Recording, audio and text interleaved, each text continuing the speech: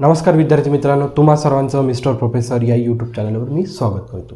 Last लेक्चरमध्ये आपण centrifugal force या कॉन्सेप्टवर आपण सेंट्रिफ्युगल फोर्स नाही म्हणजे एखादी जर समजा व्हेकल हॉरिझॉन्टल सर्क्युलर ट्रॅकवर जर जात असेल तर तिच्यासाठी सेफ वेलॉसिटी काय राहिली पाहिजे याचं आपण डेरिव्हेशन शिकलो.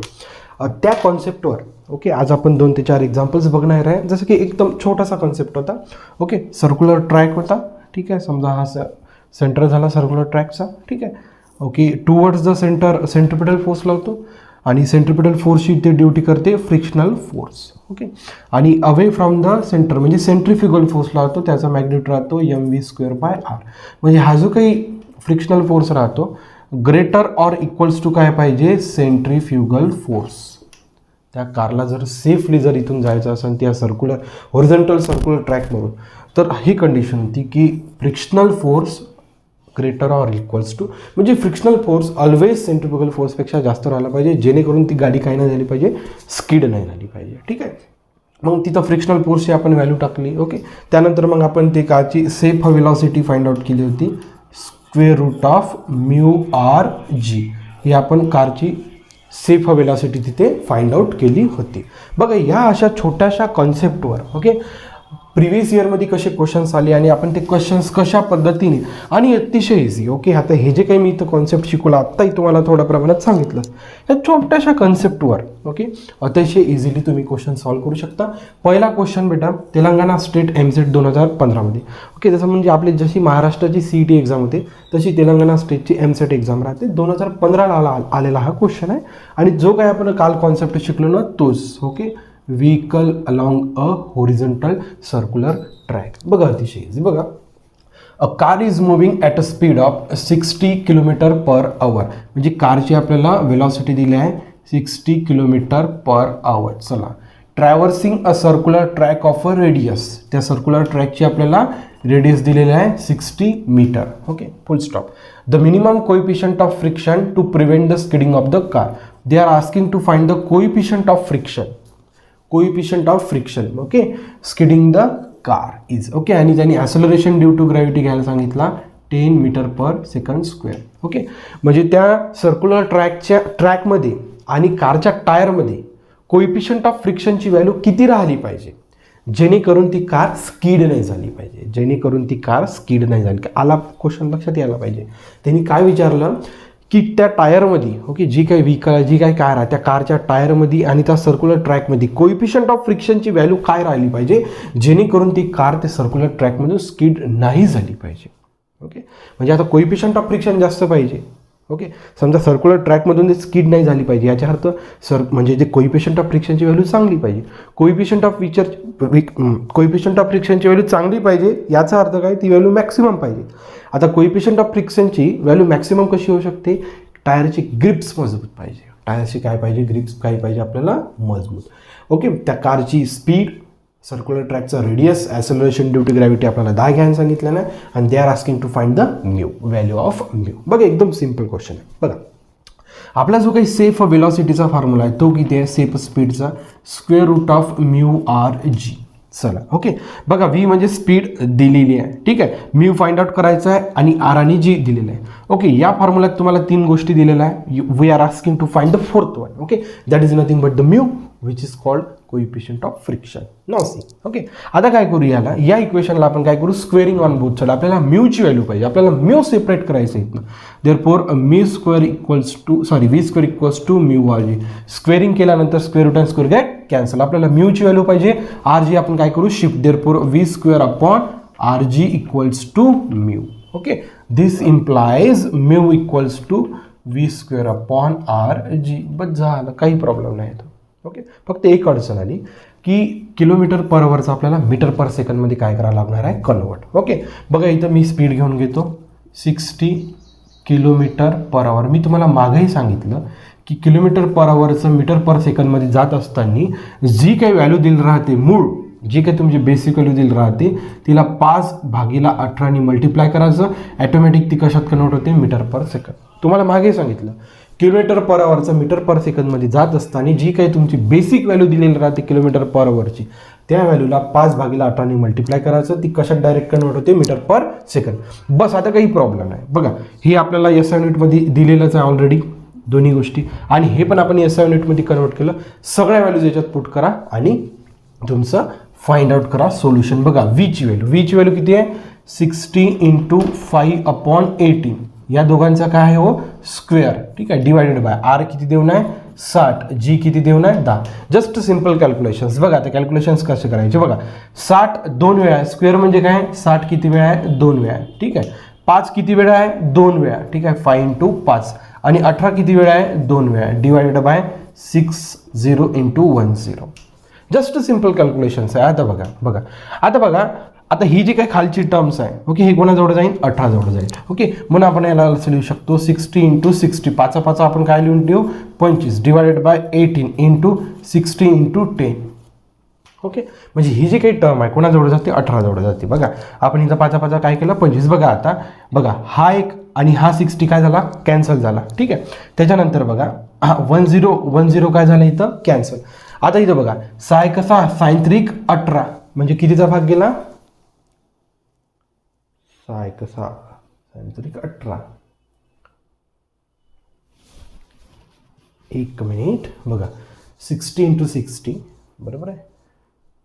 हां 18 × 18 पाहिजे, इथे चुकलं आपण. 18 × 18 पाहिजे, आपण जास्त 18 लिहिला कारण की 18चं पण काय इथं स्क्वेअर, म्हणजे 18 × 18 2 वेळा पाहिजे, म्हणजे आपण 18 इकडे लिहून टाकतो. ठीक आहे, सगळे भाग लक्षात आले. वर तुमच्याकडे काय शिल्लक राहिलं 25, खाली किती शिल्लक राहिलं 3 आणि 18. 18 तरी किती होते हो 54, म्हणजे 25 divided by 54. 25 divided by 54. Therefore the option number first is the correct. अतिशय इझी क्वेश्चन होता, जस्ट फॉर्म्युला बेस, काही मोठी गोष्ट नाही. बघा तेलंगणा एमसेटमधला आलेला क्वेश्चन आहे, म्हणजे याची अशी शक्यता कमी समजायची नाही की हा क्वेश्चन आपला महाराष्ट्र CET देण्याची चान्सेस कमी आहे. अरे ज्या अर्थी ते स्टेट अशा प्रकारचे क्वेश्चन जर डेव्हलप करून राहिले तर आपणही आपल्याही पेपरात येणाऱ्या पेपरात अशा प्रकारचा क्वेश्चन राहू शकतो. एकदा लक्षात, स्पीड दिली होती मीटर पर सेकंडमध्ये कन्वर्ट केला, सगळ्या व्हॅल्यू पुट केल्यानंतर लक्षात ठेवा 60चा स्क्वेअर आहे, या ब्रॅकेटचा स्क्वेअर म्हणजे 60चा स्क्वेअर 5चा स्क्वेअर 18चा स्क्वेअर, 60चा स्क्वेअर 5चा स्क्वेअर 18चा स्क्वेअर. मग तुम्हाला मी आत्ताच सांगितलं का हे सगळं जे काही खालचं आहे हे कोणाकडे जाते याच्याकडे जाते. ठीक आहे, मग जस्ट आपण कॅल्क्युलेशन केले 60 कॅन्सल झाला. ठीक आहे, त्यानंतर 10 कॅन्सल झाला, 6 sin 3 18, bus that's it. Okay, बघा तुम्ही नोट डाऊन करा, तो नेक्स्ट क्वेश्चन आपण बघण्याचा प्रयत्न करूया. ओके, बघा तुम्ही नोट डाऊन केलं असं मी गृहीत करतो, आणि गोष्टी नोट डाऊन करायला पाहिजे. ओके, म्हणजे लक्षात येत जाते. बघा त्यानंतर हा इकडला आपण क्वेश्चन सॉल्व करण्याचा प्रयत्न करूया. चला next. Okay, we will see the solution for this. Now see what they have given and what they are asking to find. 100 kg car, म्हणजे कारचं मास दिलं आहे तुम्हाला 100 kg, is moving with a maximum velocity of 9 meter per second, म्हणजे speed दिलं आहे तुम्हाला 9 meter per second across a circular track of a radius. त्या सर्क्युलर ट्रॅकची रेडियस दिली आहे तुम्हाला 30 मीटर. ठीक आहे, फुल stop. The maximum force of friction between the road and the car. Okay, त्यांनी काय विचारलं आपल्याला. Okay, maximum force between the road and the car. बघा हा सर्क्युलर ट्रॅक आहे. ठीक आहे, समजा ही तुमची 4 व्हीलर आहे, समजा इथे समजा तुमची 4 व्हीलर आहे. ठीक आहे, सेंट्रिपिटल फोर्सची ड्युटी करते इथं फ्रिक्शनल फोर्स. ठीक आहे, आणि सेंट्रिफ्युगल फोर्स किती राहतो mv²/r. त्यांनी काय विचारलं फ्रिक्शनल फोर्स विचारला आपल्याला. काय विचारला मॅक्सिमम फोर्स ऑफ फ्रिक्शन, म्हणजे फ्रिक्शनल फोर्स. आपल्याला एक कंडिशन माहिती आहे, frictional force greater or equals to centrifugal force. Centrifugal फोर्सपेक्षा फ्रिक्शनल फोर्स ऑलवेज ग्रेटर किंवा इक्वल्स टू, एक तर इक्वल्स टू पाहिजे, ग्रेटर लेस नाही चालत. ठीक आहे, मग त्यांनी काय विचारलं आपल्याला the maximum force of friction, म्हणजे आपल्याला फ्रिक्शनल फोर्स विचारलं. आपण याला असं लिहू शकतो or frictional force equals to mv²/r. दोन कंडिशन आहे, नाही एक तर इक्वल्स टू लिहिला नाही तर ग्रेटर लिहा. ओके, आपल्याला आता फ्रिक्शनल फोर्सची व्हॅल्यू पाहिजे तर आपण हा फॉर्म्युला यूज करू की frictional force equals to mv²/r. बघा मास तुम्हाला दिलेला आहे, स्पीड दिलेला आहे, रेडियस दिला, सगळं सिंपल व्हॅल्यू याच्यात टाकायचं आणि फ्रिक्शनल फोर्स फाइंड आउट करायचं. That's it. Therefore mass is how many 100 kilogram. ठीक आहे, सगळं SI युनिटमध्ये आहे की नाही चेक करा. बघा SI unit no problem. Velocity is how many 9. 9चं काही ते square divided by radius is how many 30. चला काही हरकत नाही. ठीक आहे, बघा देअरफॉर 100 म्हणजे 10⁻². ओके, हे किती झालं 27 डिवायडेड बाय किती झालं 30. ओके, बघा आता आता भाग जाते 9 त्रिक 27, सॉरी 3 9 हो 3 9 27 3 9 30, ओके बरोबर आहे. आता बघा 10 पॉवर 2 बघा 3चा भाग जाते बघा 3 9 27 3 10 30 म्हणजे वर शिल्लक राहिला 9 खाली शिल्लक राहिला 10 10 म्हणजे 10 पॉवर 1. ठीक आहे.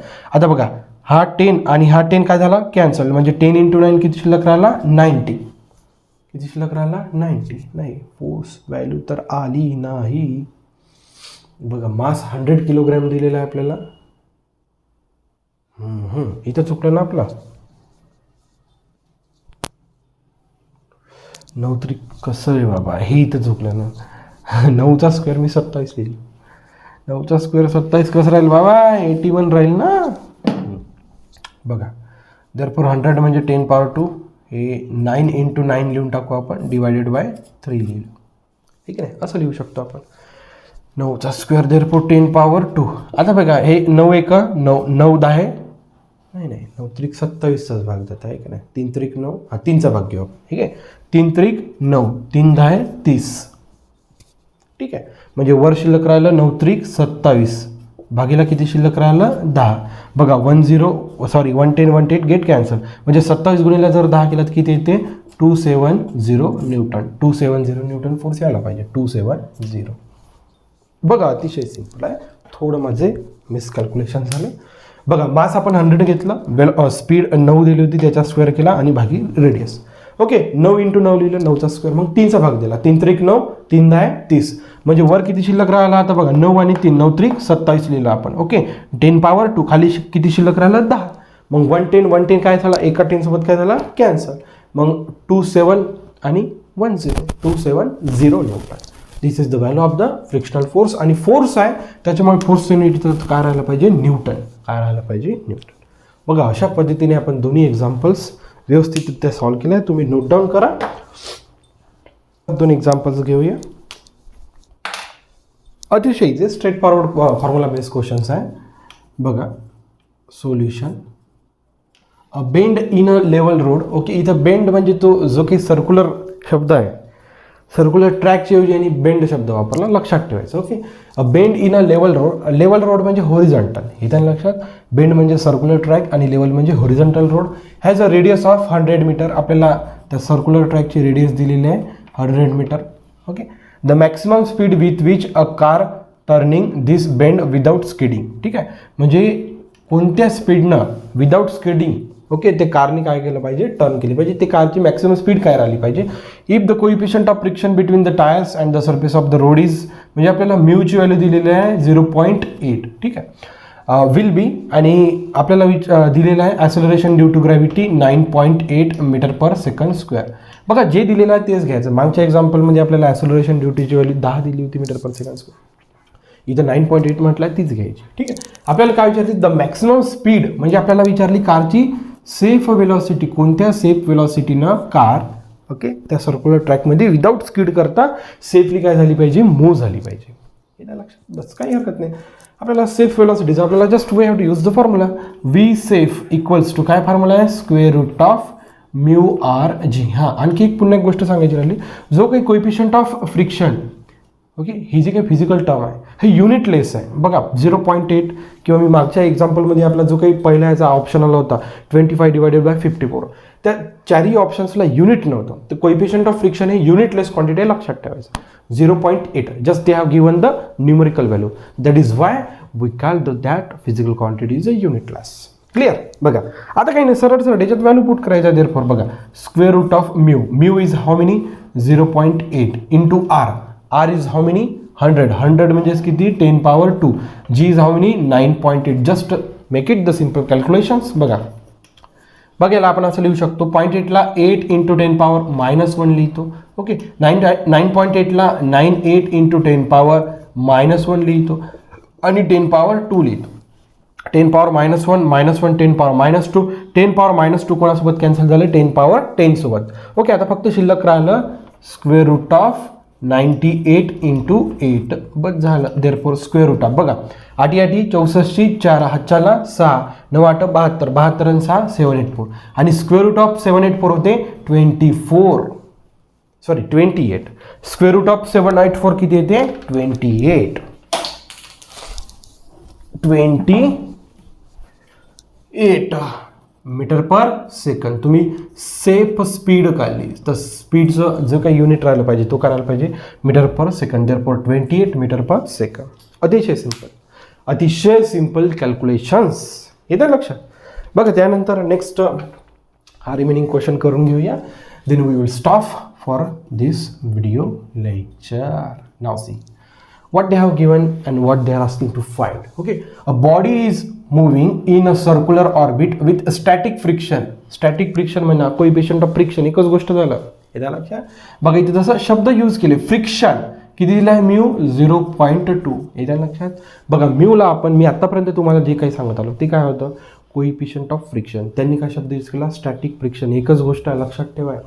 If radius through which the body revolves is radius they have given for that circular track, that is 100 meter. Okay, and they are asking.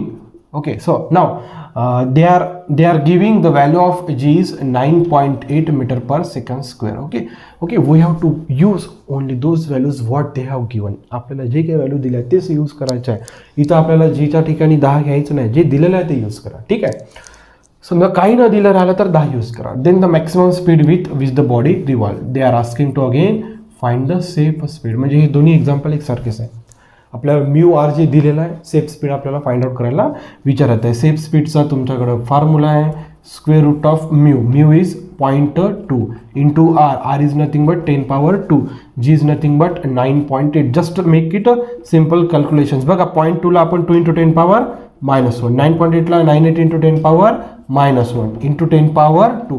10 power -1 10 power -1 10 power -2. Okay, which get cancelled with the 10 power +2.